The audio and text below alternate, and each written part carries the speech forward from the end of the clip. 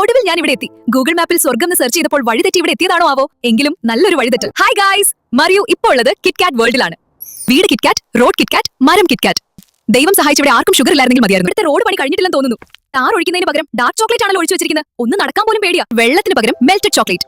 ഇനി ഇതിൽ നീന്തണോ അതോ സ്പൂൺ എടുത്ത് കോരി കുടിക്കണോ എന്നതിലാണ് എന്റെ കൺഫ്യൂഷൻ. നോക്കൂ, കിറ്റ്കാറ്റ് കായ്ക്കുന്ന മരങ്ങൾ. ഇനി പഴം കഴിക്കാൻ ആരെങ്കിലും വിളിച്ചാൽ വേണ്ട, എനിക്കിഷ്ടം കിറ്റ്കാറ്റ് ഫലങ്ങളാണെന്ന് പറയാം. ഇത്രയും ചോക്ലേറ്റ് കണ്ടിട്ട് എന്റെ കൺട്രോൾ പോകുന്നുണ്ട്.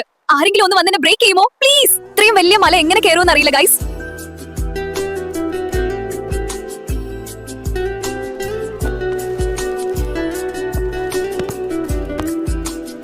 അവസാനം എത്തി ഗൈസ്. ഇവിടെ കിറ്റ്കാറ്റ് ലാവയാണല്ലോ. ഇതിൽ നീന്താൻ പറ്റുമോ?